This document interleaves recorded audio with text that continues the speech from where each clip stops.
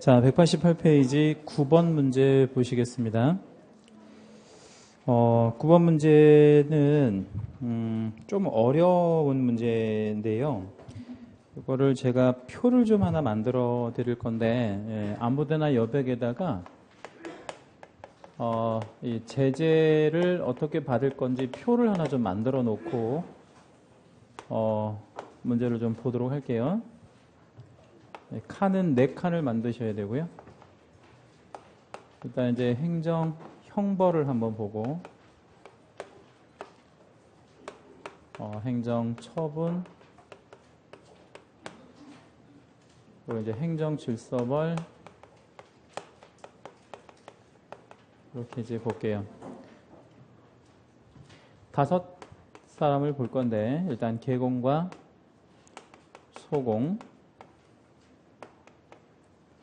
중개보조원, 거래정보사업자,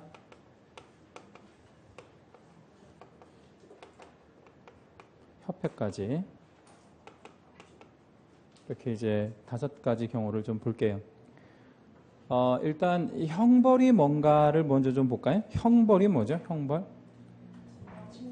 징역형 벌금형. 네, 징역형 벌금형을 우리가 형벌이라고 해요. 우리 법에서 징역형이 몇 년 몇 천, 몇 년 몇 천이죠?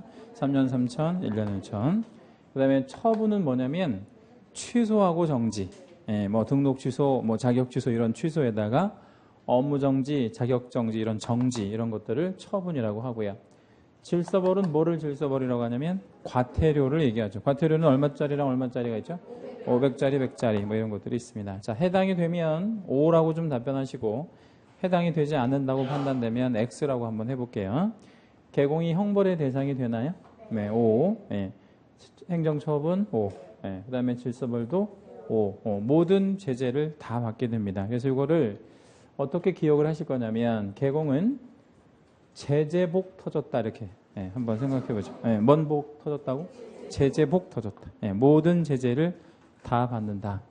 실제로 개공은 3년 3천, 1년 1천, 뭐 취소 정지, 500과태료, 100과태료 다 받죠. 자, 소공은 형벌의 대상이 되나요? 네. 처분의 대상이 됩니다. 소공이 처분의 대상이 되는 게 하나가 있는데 자격 정지 이런 게 소공의 이름으로 받잖아요. 행정 질서벌 이게 원래 안 받다가 2년 전에 법이 개정이 되면서 소공도 이제 무슨 교육을 안 받으면 연수 교육을 안 받으면 얼마? 500. 이런 거 이제 대상이 돼요. 그래서 소공도 이제 질서벌의 대상이 된다는 거. 중개보조원은 형벌 받습니다. 금지행위 같은 거 하면. 근데 이제 중개보조원은 아시다시피 뭐가 없어요. 행정 처분도 없고 행정 질서벌도 대상이 되지 않습니다. 거래정보사업자 한번 해보는데 거래정보사업자가 형벌을 받나요? 받아요. 이게 하나가 딱 있는데 어떤 경우죠? 1년 1천 하나 딱 받는 경우가 있는데 응? 하나여 다르게 차별점. 하나여 다르게 차별점. 그거 하나 있어요. 하나. 딱 하나. 행정처분 받아요. 행정처분 뭐 지정취소 뭐 이런 거 받습니다. 그리고 행정질서벌도 500과태료. 뭐 예를 들자면 뭐죠? 지도감독 불응했다. 그럼 500과태료 국장한테 받는 뭐 이런 경우 있고. 협회는 형벌 없고요. 행정처분도 따로 받지 않고 요것만 받아요. 행정질서벌. 요거 좀 중요하고. 협회는 500만 원 과태료만 대상이 됩니다. 자, 일단 요 표를 좀 토대로 해서 문제를 한번 좀 풀어보도록 할게요.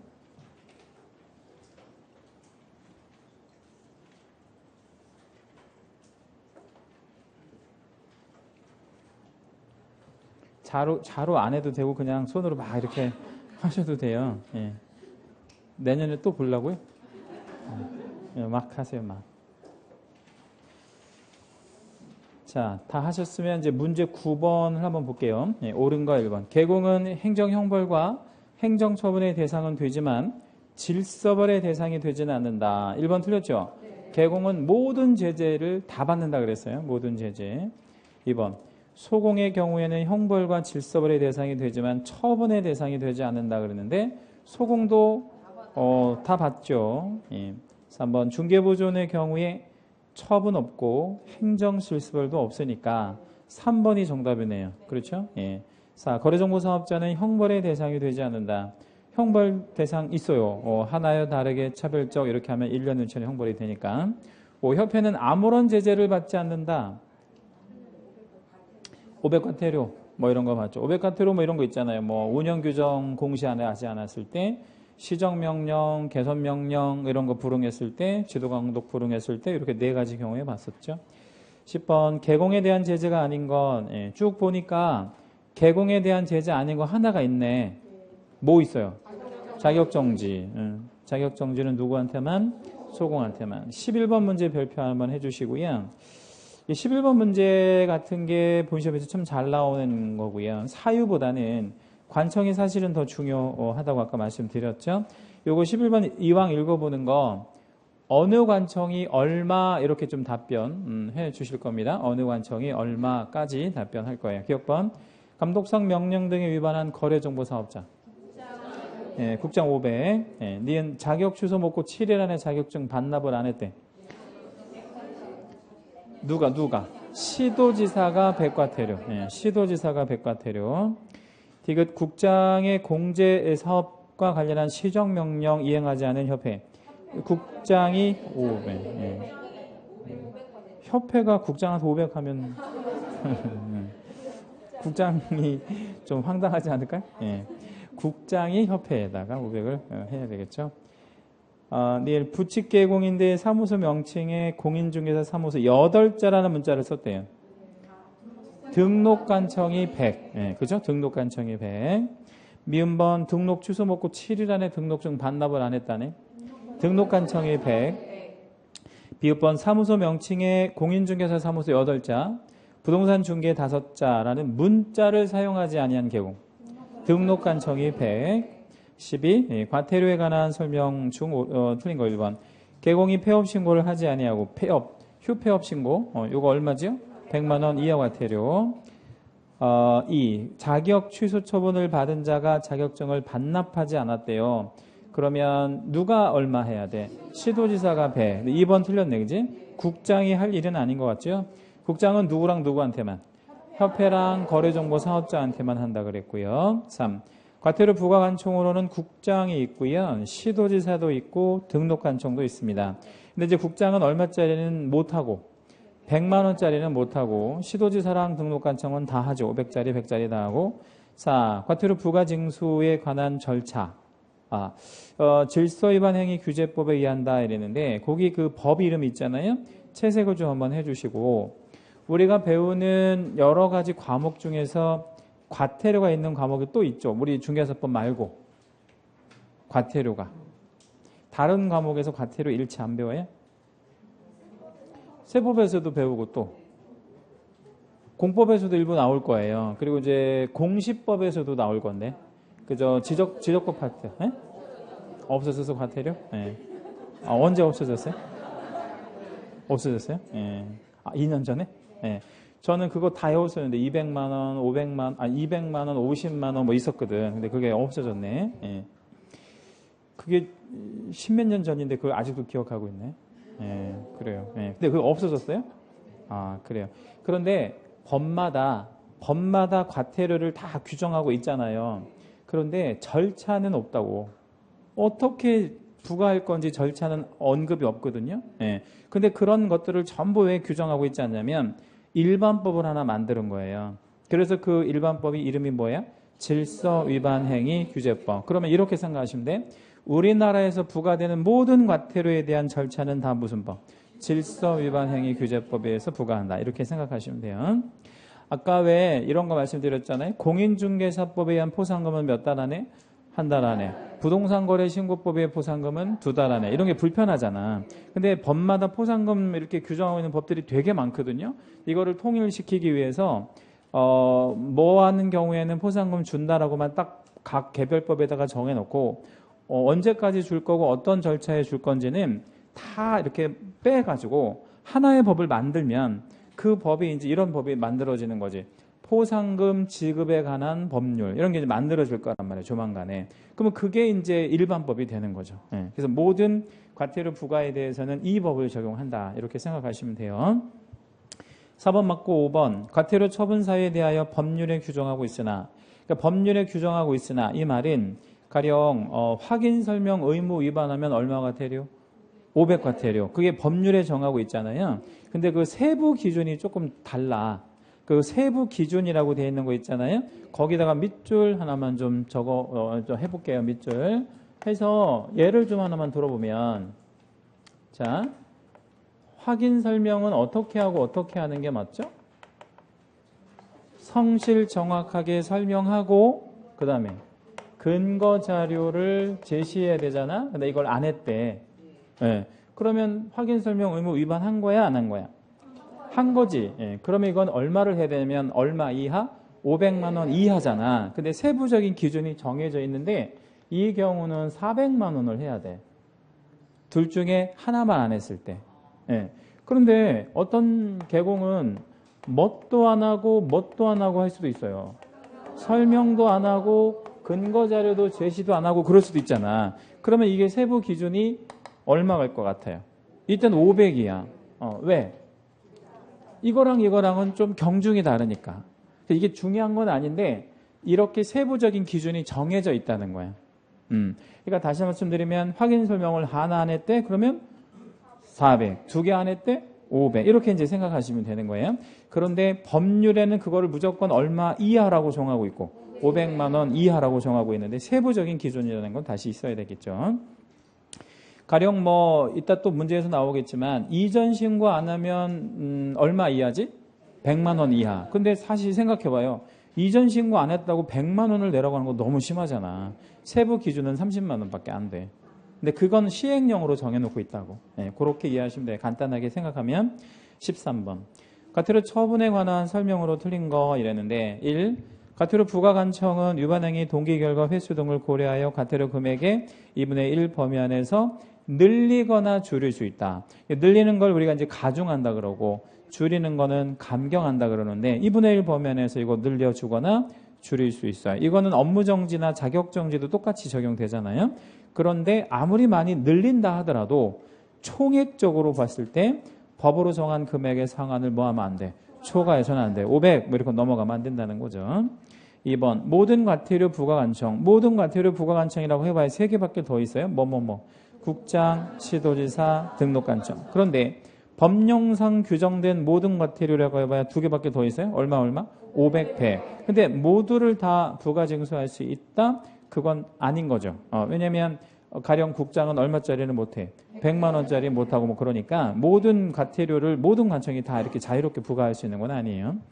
3. 2번 틀렸고 운영 규정의 내용에 위반하여 거래 정보망을 운영한 자는 과태료 처분과 행정 처분의 대상이 된다라고 했는데 그 거래 정보 사업자가 운영 규정의 내용에 위반하여 이런 말 줬잖아요. 밑줄 한 번만 잡을게요. 운영 규정 내용 위반. 그 운영 규정에는 예를 들자면 회비 같은 게 있거든요. 회비. 회비는 누가 누구한테 내는 돈? 개공이 거래정보 사업자한테. 근데 이 회비를 초과해서 받은 거야. 이 회비는 국장이 승인을 해주는 거잖아요. 근데 이걸 이제 초과해서 받아버리면 국장 입장에서 보면 열받지 않겠어요? 그러면 끝에 보니까 과태료 처분에다 밑줄 하시고 얼마 이하의 과태료를 부과할 수 있을까요? 500. 그러면 이제 돈으로 이제 너 내라. 뭐 이렇게 이제 할 수 있고. 근데 이게 기간이 상당한 거야. 예를 들자면. 그러면 이건 과태료로 끝나지 않을 수도 있단 말이에요. 그 옆에 보니까 또 뭐라고 나와요? 행정 처분 밑줄 하시고 그거는 뭐까지? 지정 취소까지 할 수가 있다는 거죠. 그 기간이 상당하다든가 뭐 이렇게 이제 초과해서 받은 돈이 상당하면 그러면 이게 플러스 될 수 있다는 얘기인가요? 뭐 그럴 수 있다는 얘기죠. 이거랑 그러면 여기 이제 다시 한번 칠판 한번 봐보시고요. 형벌에서 벌자와 질서벌에서 벌자는 같은 의미의 단어거든요. 벌이잖아. 그치? 요 두 가지 내용은 한 가지 사안에 대해서 뭐 하지 아니한다. 병과하지 아니한다. 왜냐면 벌을 2번 가할 수는 없잖아. 그런데 이렇게는 병과해도 되나? 예, 이렇게는 되는 거야. 내용이 다르니까. 그럼 이렇게도 되네? 이렇게 되는 케이스가 요거야. 그러니까 뭐랑 뭐가 병가되는? 처분과 질서벌이 병가될 수도 있다는 얘기죠. 그런데 절대 뭐하고 뭐는 병가되지 않아. 벌과 벌끼리는 두 번 벌을 가하는 거는 해서는 안 된다. 이렇게 생각하시면 되겠습니다. 뭐 그런 거고요. 4번 현행법에서 과태료 처분에 앞서서 청문 실시. 그러니까 청문은 우리 보통 뭐 할 때 하는 거죠? 취소하기에 앞서서. 과태료는 청문 같은 거 하지 않아요. 그리고 이의신청 제도는 우리 법의 규정 자체가 없다 그랬죠. 그런 거 자체가 없습니다. 5번 과태료를 개공이 일정한 기간 밑줄하시고 몇 년이냐면 1년이고요. 누적해서 밑줄하시고 누적은 3번 이상 걸리면 그죠? 자, 우리 지난주도 한번 해봤는데 과태료 1년에 3번째 걸리면 업무정지 가중, 과태료 4번째 걸리면 상취 이렇게 가중되잖아. 가중처벌을 받을 수 있다. 자, 14번은 과태료 부과관청과 그 부과 금액이 연결이 틀린 거 이랬는데 사실은 되게 단순해 보이는데 1번이 틀렸잖아요. 근데 1번이 왜 틀렸지? 3천만 원 과태료는 우리 법에 없는 과태료예요. 근데 왠지 3천만 원 과태료가 왠지 좀 친근해 보이네? 그런데 없다고 그래. 3천만 원짜리 과태료가. 근데 3천만 원짜리 과태료는 어디에 있냐면 부동산 거래 신고법에 있어요. 이런 거 조심하시라고. 간단해 보이는데 이런 거 이제 틀릴 가능성이 높잖아요. 3천짜리는 있지 않아요. 그럼 3천만 원은 언제? 부동산 거래 신고법에서 뭐 내라고 했는데 안 냈을 때? 거래대금 지급 증명자료. 그렇죠? 거래대금 지급 증명자료 내라고 했는데 안 냈다. 그러면 부과되는 게 3천입니다. 자, 15번 문제로 넘어갑니다. 15번 문제는 벌칙이 적용된 예라는 단어 있잖아요. 벌칙이 적용된 예. 거기다가 채색을 한 번만 해볼게요. 벌칙이 적용된 예. 기준을 물어보는 게 아니에요. 실제로 그렇게 벌칙이 적용이 됐는데 틀린 거 찾으래. 1. 계절 등록하지 아니하고 중개업을 했대. 그럼 이게 몇 년 몇 천이죠? 3년 3천인데 1,000만 원을 받았다는 거잖아요. 그럴 수 있죠. 가능하죠. 2. 개공인데 이전 신고 의무 위반했대. 그럼 얼마 이하? 100만 원 이하인데 30만 원을 받았대. 가능하죠? 예. 근데 3번 협회가 운영 실적을 공시하지 않으면 500만 원 이하인데 얼마를 받았대? 300이 세부 기준이라는 거야. 그러니까. 그리고 4번 다른 사람에게 자기의 성명을 사용하여 업무를 하게 했대. 이게 뭐냐면 양도대여잖아요. 양도대여 형벌 1년 1천. 1년 1천인데 1200만 원을 받을 일은 없는 거지. 그게 4번 답이고. 5번 직접 거래하면 3년 3천이에요. 3년 3천인데 1500만 원을 받았다 그러니까 뭐 그럴 수 있죠. 16번 500만 원 과태료 처분 사유들 중에서 관청이 다른 하나를 골라라 이랬는데 정답은 1번의 연수교육 미수죠. 뭐 요거는 누가 부과? 시도지사 부과. 나머지 전부는 국장. 왜냐면 이제 뭐 거래정보사업자나 협회에 관련된 거니까 다 국장한테 가는 거죠. 17번 문제 뭐 굉장히 단순해 보이는데 좀 어려웠을 수 있는 그런 문제입니다. 그러니까 암기 코드가 아까 우리 100만 원짜리 과태료 뭐였었죠? 휴게설사 위반 표반. 근데 그거 가지고 풀려고 하니까 좀 안 풀렸을 거예요. 왜 안 풀렸냐면 4번에 보시면 휴업 신고하지 아니한도 나왔잖아요. 근데 답은 그거라는 거잖아. 그래서 그게 이제 어떤 항목이냐면 밑에 여백에다 적어볼게요. 신고하지 아니하고 휴업하는 걸 무단 휴업이라고 하거든요. 근데 무단 휴업이 두 가지 종류가 있다고. 몇 월 초가, 3월 초가, 6월 초가 이렇게 이제 있는 거예요. 그렇죠? 그러면 3월 초가 하도록 만약에 신고하지 않았대. 그러면 이게 얼마냐면 100만 원 이하 과태료가 되는 거죠. 그래서 아까 암기 코드에서 휴게설사 위반 표반의 휴가 요거 말하는 거야. 얼마 초가? 3월 초가. 3월 초가. 근데 6월 초가 하도록 그냥 쉬었다면 관청에서 생각할 때는 이걸로 끝날 일이 아니란 말이에요. 지금 이게 6개월이 넘도록 무단휴하면 할 생각이 없다고 봐야지. 그래서 이거는 뭐 상취에서 급을 높인다고. 그래서 요 내용이 이제 들어가야 되기 때문에 4번은 과태료 하면 안 돼. 이건 뭘 해야 돼? 그냥 상대적 취소 혹은 업무정지 6개월 뭐 이런 식으로 가져야 돼요. 나머지 다 100만 원 과태료 맞고요.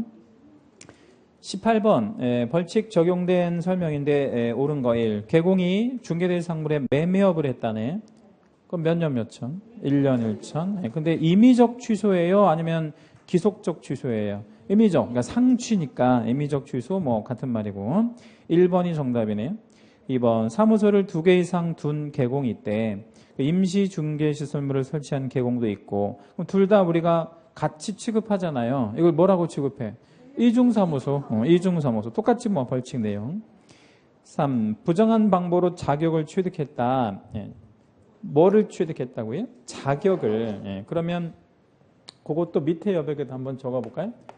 부정이라는 단어를 붙일 수 있는 게 세 가지가 있는데 부정 취득, 부정 등록, 부정 지정 이렇게 세 가지가 있어요. 우리 과목에서요.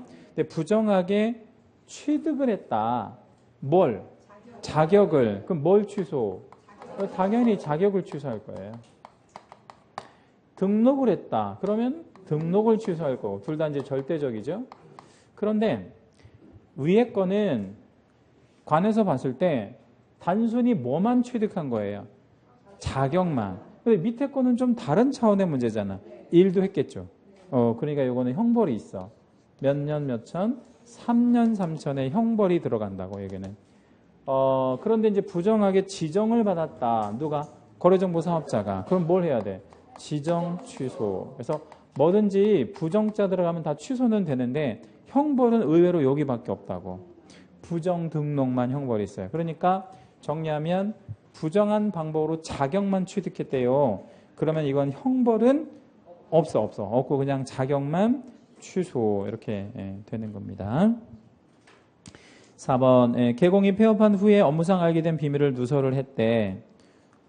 그러면 이거 벌하는 게 맞아? 아니면 벌하지 않는 게 맞아? 하는 게 맞죠. 언제까지 비밀을 지켜야 되죠? 예, 죽을 때까지. 우리는 이제 비밀을 지키다가 죽어야 돼요. 자, 5번. 과태료 처분에 앞서서 부가관청 청문을 실시해야 된다. 청문 실시해야 됩니까? 아니에요. 그런 거 없습니다. 자, 19번. 다음은 개공, 가압, 소공, 의리, 중견부를 수행하는 과정에서 알게 된 의뢰인 병의 비밀을 누설을 했대. 밑줄 한번 잡을게요. 비밀 누설. 일단 밑줄. 몇 년 몇 천에 해당이 되는 행위냐면 1년 1천에 해당이 되는 행위고요. 당연히 업무상 행위예요. 왜 업무상 행위냐면 업무상 비밀이니까. 그래서 이제 갑을간의 이제 책임에 대한 설명인데 틀린 거 1번. 비밀 준수 의무를 위반한 을은 몇 년 몇 천, 1년 1천. 2. 을이 갑의 소공지기 위해서 해고된 이후에 비밀을 누설한 경우에도 처벌의 대상이 된다. 그럼요. 법률에는 그 직을 떠난 후에도 또한 같다. 이렇게 표현하고 있거든요. 그러니까 떠나서 몇 년까지 그 기한이 없는 거야. 말 그대로 죽을 때까지 계속 비밀을 지켜야 합니다. 3. 비밀 누설의 죄에 대하여 양벌 규정이 적용돼요. 양벌이 적용이 될 수밖에 없는 게 형사 문제니까. 양벌이 적용돼요. 을이 처벌되면 개국 갑도 벌금형으로 처벌받을 수 있다. 대신 얼마짜리? 1,000만 원 이하에서 받을 수 있어요. 4. 을로 인하여 개공갑이 300만 원 이상의 벌금형을 받게 되면 결격에 해당하므로, 이거 틀렸네. 양벌 때문에 받은 벌금형은 액수를 불문하고 뭐 아니다? 결격 사유가 아니다. 이렇게 이제 봐야 되겠죠. 5번 피해자인 병이 을의 처벌을 원하지 않으면 밑줄을 한번 잡아볼게요. 처벌을 원하지 않으면 밑줄. 이걸 세자로 뭐라 그래? 반의사. 자, 반의사가 있대. 그러면 처벌할 수 없죠. 이걸 붙여서 뭐라 그래? 반의사 불벌죄. 반의사 불벌죄. 이렇게 얘기합니다. 이걸 같은 말로 뭐라고 표현하냐면 해제 조건부 범죄라고 하기도 합니다. 왜 이게 해제 조건부 범죄냐면 원래 처벌을 할 건데 반대 의사가 있으면 처벌 안 하는 걸로 바뀌니까 그거를 이제 해제 조건부 범죄라고 합니다. 공인중개사 자격시험에 합격하면 차 사줄게. 그건 정지 조건. 먼저 차를 사주고 떨어지면 뺏을게. 해제 조건. 이건 뺏는다는 거니까 해제가 된다는 개념이니까 반의사 불벌죄라고 그러기도 합니다. 해제 조건부 범죄 같은 말이고 20번 틀린 것 1번. 양벌 규정은 소공이 과태료 부과 대상인 행위를 한 경우에도 적용된다라고 했는데 조금 전에 양벌은 형사에서만 있다 그랬잖아요. 우리 양벌 위에다가 한번 써볼게요. 형사에서만 이렇게 쓸게요. 양벌은 형사에서만 발생이 되는 거예요. 그럼 형사라는 게 뭐냐면 징역형, 벌금형. 과태료는 그런 거 적용하지 않아요. 뭐만 적용한다고? 형사에서만. 형사. 이 등록한 청 관할구역 안에 2개 이상의 사무소를 둔 공인중개사인 개공은 이게 뭐지요? 그러니까 이중사무소 몇 년 몇천? 1년 1천. 3. 벌금과 과태료. 칠판 잠깐 볼게요. 벌금은 뭐? 과태료는 뭐? 벌금은 형벌, 과태료는 질서벌이니까 먹기리는요. 형벌과 질서벌은 뭐 하지 않는다? 병과하지 않는다. 그래서 병과할 수 없다 맞고. 4. 쌍방을 대리하는 행위를 했대. 쌍방 대리. 그럼 몇 년 몇천이에요? 3년 3천.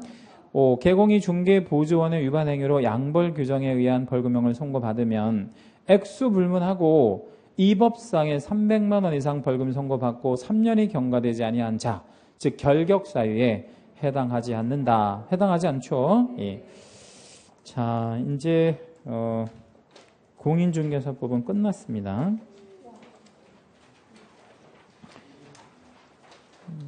여기까지 30문제 작년에 나왔거든요. 올해도 한 그 정도 나올 것 같아요. 30문제 정도. 그래서 공인중개사법에서 나오는 문제는 모두 뭐 해야 돼? 모두 맞춰야 돼요. 하나라도 틀려서는 안 돼요. 그렇지 않으면 고득점 하기 쉽지 않습니다. 자, 이제 275페이지로 한번 넘어가 볼게요. 275페이지 한번 가보시고요.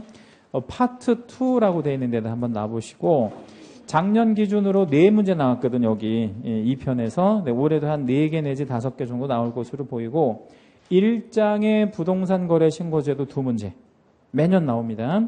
외국인 등의 부동산 취득 1문제 또 매년 나오고 3장의 토지거래 허가에서 하나 내지 2개. 그래서 올해는 한 2개 정도 예상하실 수 있을 것 같아요. 작년에 하나밖에 안 나왔으니까.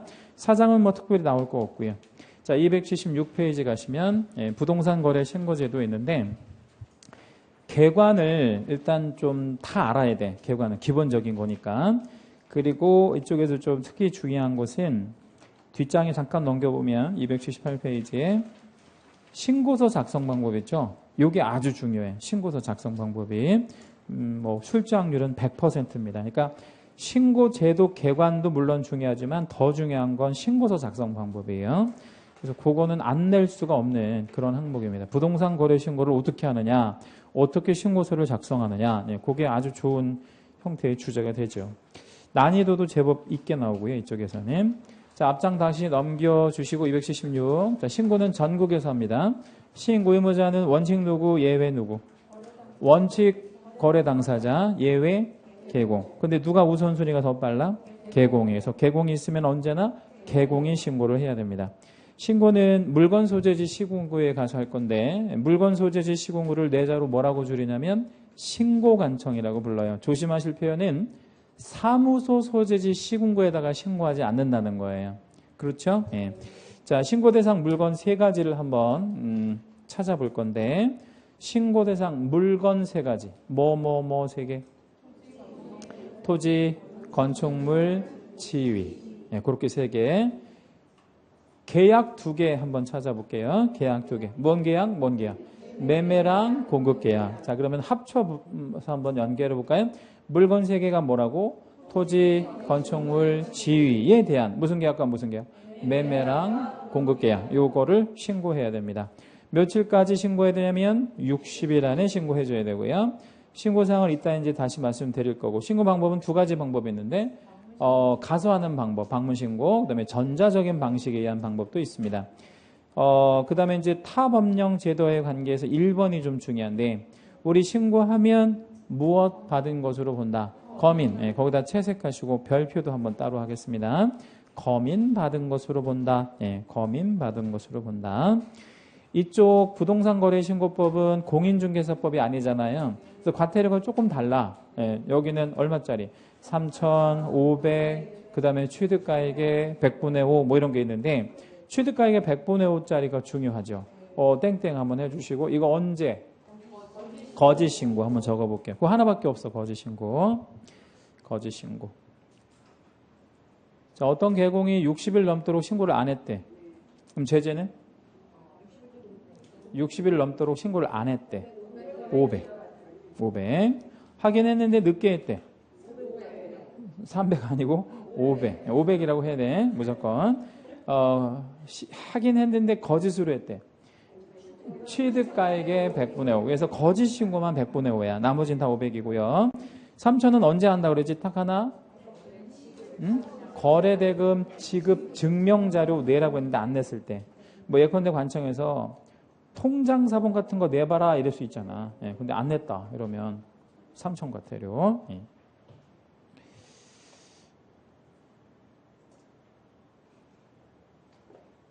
자, 오른쪽에 신고사항이 있는데 신고사항이 6번, 7번 끝부분에다가 채색을 좀 할게요. 6번, 7번이 자금조달계획과 입주계획이거든요. 이거 두 개 다 채색하시고 이거 작년 파리 대책 때 그 개정된 거예요.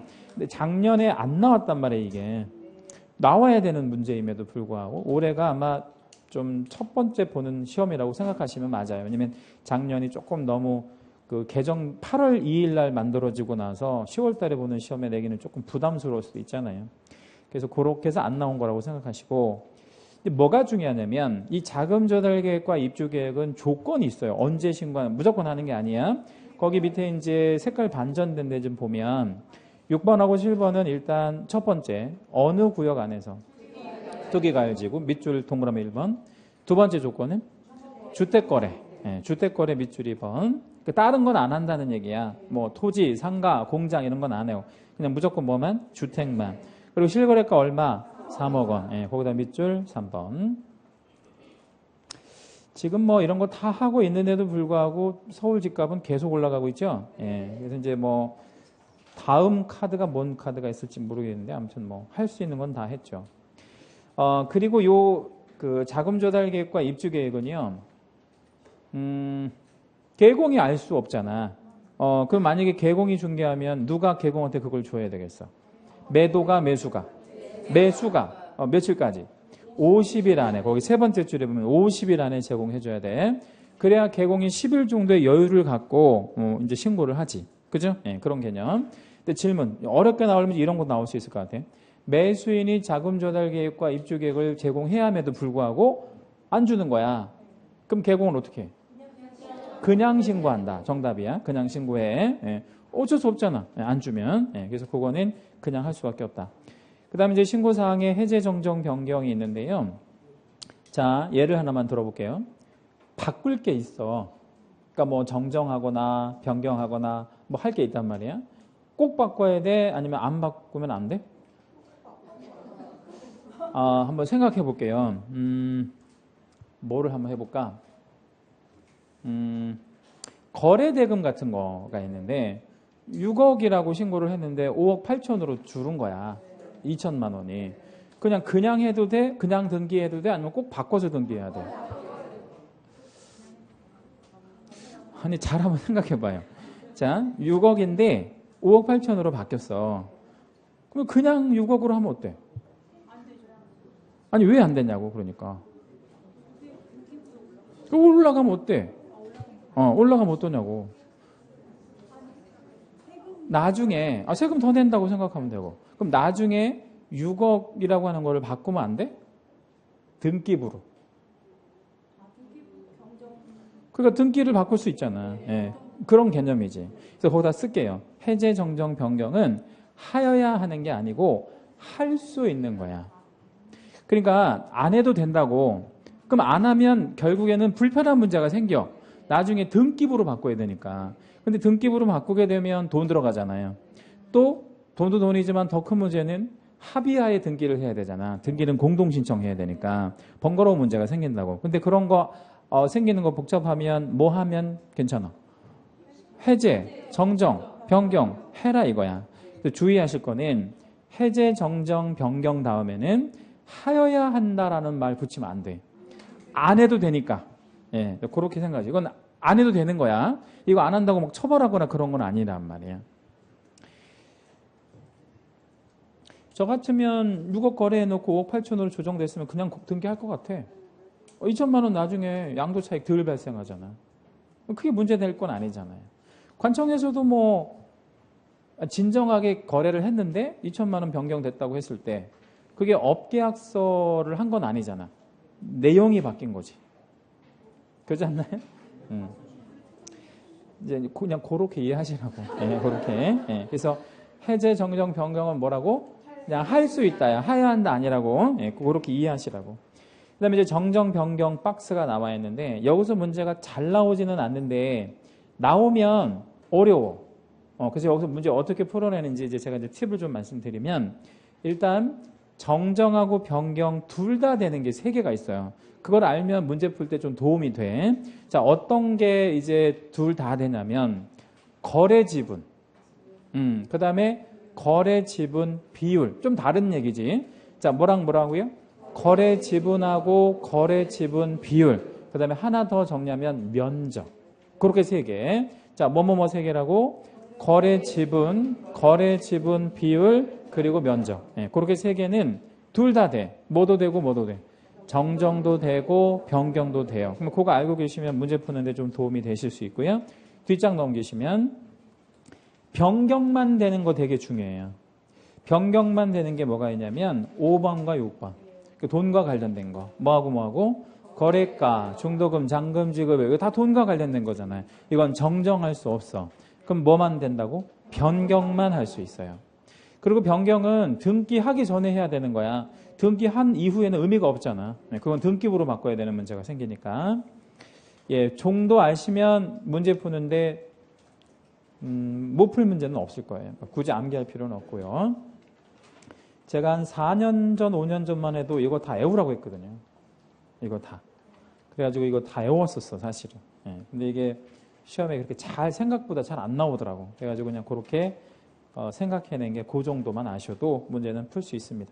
자, 5번에 이제 신고서 작성 방법, 아까 제가 중요하다고 말씀드렸는데 특히 중요한 거 몇 개만 좀 채색을 해볼게요. 자, 1번에 공급계약, 전매계약, 넓게 보면 다 매매계약에 들어가는 것들인데 공급하고 전매계약에다가 채색을 한번 해주시고요. 이 공급계약하고 전매계약은 뭐가 붙어?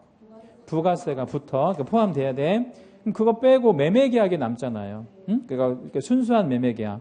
그러니까 중고로 거래할 때 그때는 뭐가 안 붙어?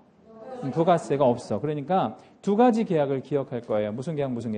공급계약, 전매계약. 그것만 부가세 붙고 나머지는 안 붙는다. 그 다음에 4번 시험에 아주 잘 나와. 4번. 면적을 적을 때 실거래 면적을 계산해서 적을 건데 그러니까 거래 안 한 것도 적을 필요는 없잖아. 거래한 것만 적을 건데 여기서 계산하여 적는다라는 걸 또 오해하시면 안 돼. 측량해서 적는다? OX? X. 그런 거 아니고 뭐 보고 적는다? 대장 보고 적으면 되는 거지. 그 계산하여 적는다는 건 그 뜻이에요. 그러면 구체적으로 어떻게 적을 거냐? 집합 건물이라는 게 있잖아요. 그럼 뭔 면적을 적어? 전용 면적. 그거 채색 하나 해주시고 집합 건물의 반대말이 있나요? 우리 이 건물은 집합 건물이에요? 아니면 집합 건물이 아니에요? 그러니까 그 뜻은 소유자가 한 명이야? 아니면 뭐 여러 명이야? 이거 한 명인 것 같더라고. 예, 건물 한 기업 소유인 것 같아. 그러면 이런 것들을 집합 건물이라고 그러지 않잖아요. 근데 실무에서는 이런 거를 단독 건축물이라고 해요. 근데 이게 단독 건축물이라는 게 법률 용어가 아니니까 법률에는 그 밖의 건축물이라고 표현한 거야. 그러니까 무슨 건물의 반대말로 집합 건물의 반대말로 쓰인 게 그 밖의 건축물이에요. 왜냐면 법률 용어가 없으니까. 그래서 그 밖의 건축물은 연면적을 정해. 거기도 채색 한번 해주시고 이게 시험에 아주 잘 나와. 의외로 별거 아닌 것 같은데. 그 다음에 이제 7번도 잘 나오는데 두 가지에다가 좀 채색을 할게요. 앞부분에 물건별 거래가격란이 있죠. 거기다가 채색을 한번 해주시고 그 다음에 쭉 넘어가다 보면 쉼표 다음에 뭔 말이 나와요? 총 실제 거래 가격란이 있죠. 거기도 채색 한번 하시겠습니다. 차이는 어떤 차이가 나오냐면 총자가 들어가는 거고 안 들어가는 차이 있죠. 그러면 앞에 물건별 거래 가격란에는 어떻게 적어? 각각. 예. 근데 총 실거래 가격란에는 어떻게 적어? 합산. 자, 그러면 단독주택을 중개했다고 쳐요. 단독주택. 토지랑 건물이 있는 단독주택. 그러면 어떻게 적어야 돼? 물건별 거래가격란에는 어떻게 적어? 토지 따로, 건물 따로. 왜냐면 별개의 물건이니까. 근데 총 실거래가격란에는 합산. 그렇게 합산해서 이렇게 적으라는 얘기예요. 잘 기억하시고 8번도 앞부분에까지만 좀 채색을 하겠습니다. 어디? 종전부동산 나는 뭐에만 작성하고 입주권 매매에만 작성하고 거기까지 채색. 자, 우리 지위에는 분양권과 입주권이 있잖아요. 그러면 분양권은 종전부동산이라는 건 있고 없고? 없죠. 그런 거는 그냥 통장 넣어서 만들어낸 지위가 분양권이니까. 근데 입주권은 재건축이나 재개발 입주권을 말하니까 종전에 내가 집이나 상가나 뭐 땅이나 있을 거 아니야. 종전부동산을 적는 건 뭐만? 입주권에만 적는다는 거. 그거 좀 완벽하게 숙지하셔야 돼요. 여기는 무조건 한 문제 나올 겁니다. 예, 이제 280페이지 가시고요. 문제 1번 틀린 거. 부동산 거래 신고 대상은 신고법에서 규정하고 있는 부동산 또는 부동산을 취득할 수 있는 권리에 한정된다. 그런가요? 예, 이렇게 표현하기도 하는데 부동산에는 뭐하고 뭐가 들어가지? 토지랑 건축물 들어가. 부동산을 취득할 수 있는 권리에는 분양권과 입주권이 들어가요. 1번 이렇게 표현할 수도 있어요. 2번 도시 및 주거환경 정비법. 그 법이 나오고요. 앞부분에. 뒷부분에는 이제 입주자로 선정된 지위라는 말이 나오겠지. 그럼 요거는 무슨 권? 입주권이 되는 거예요. 이런 입주권 매매했으면 신고해야 돼? 예. 3번 주택법이나 택지개발촉진법. 제가 설명 하나 안 드린 게 하나 있는데 276페이지 잠깐 한번 와볼게요.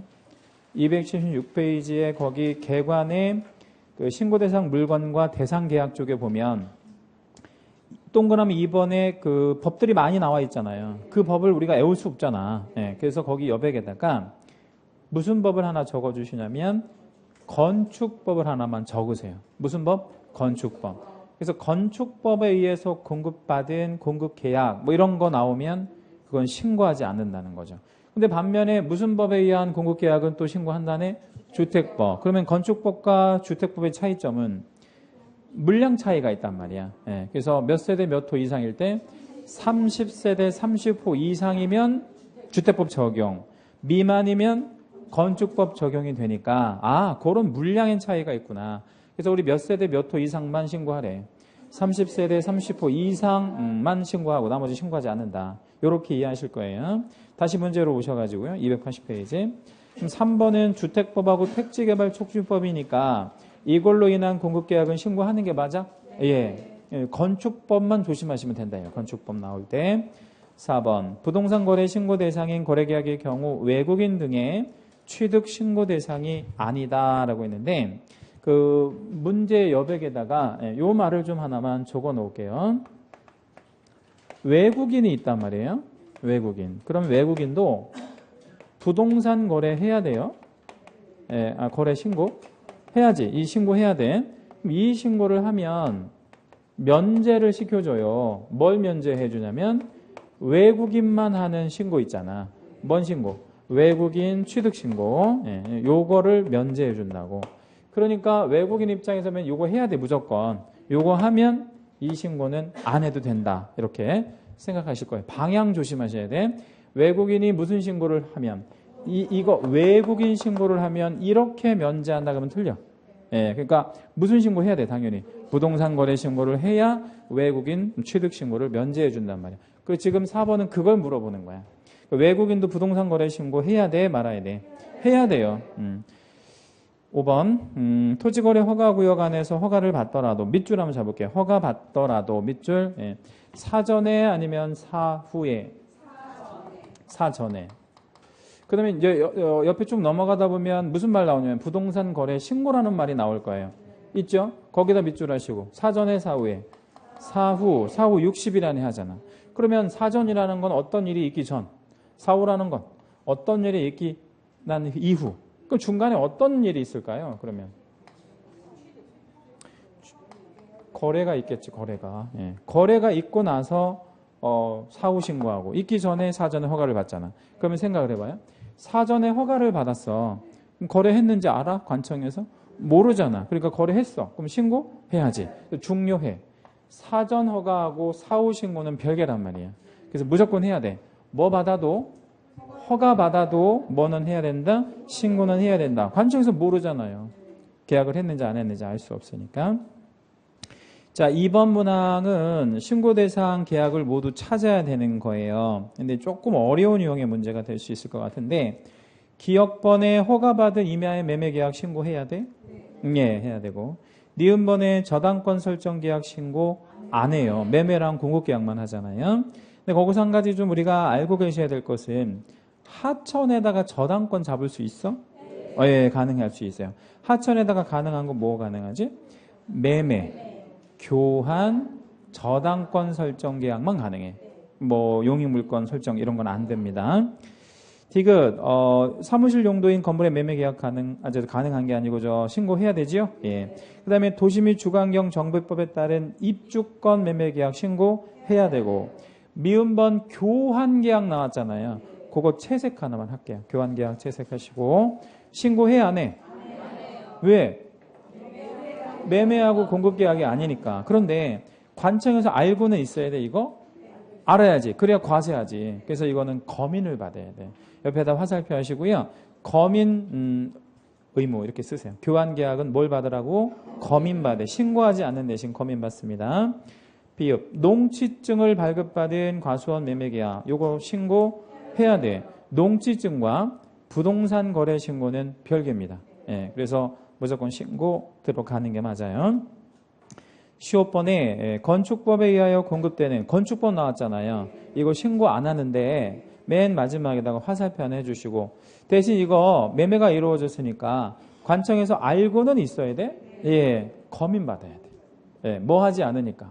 신고하지 않으니까. 그러니까 신고하지 않는 것들은 다 거민 받는 거야. 그래서 건축법에 의해서 공급되는 뭐 30세대 미만의 분양권 매매 계약 이런 거 다 거민 대상이 되어진다는 거. 3번까지 볼게요. 틀린 거 1번. 신고는 신고 대상 부동산 소재지 관할하는 시장구조구청장에게 하는 거 맞아요? 예, 물건 소재지. 이 신고 대상 부동산 등의 면적 불문합니까? 예, 면적 불문합니다. 가액도 불문합니까? 예. 종류도 불문합니까?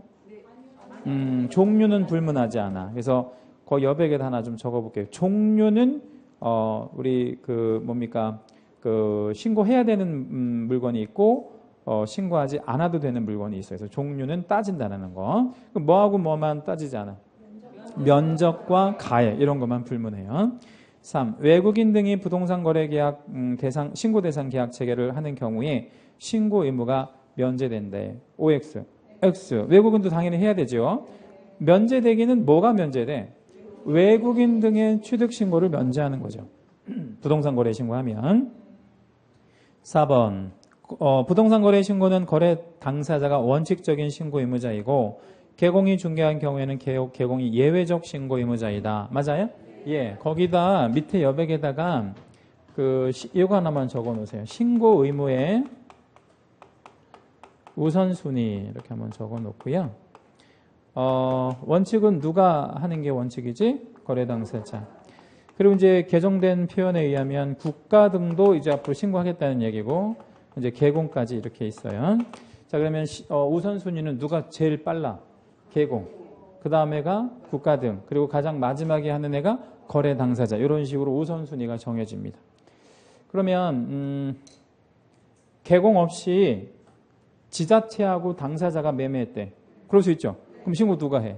그건 아니 지자체가 했다 그랬잖아. 지자체. 여기 등 안에는 지자체도 들어가는 거야.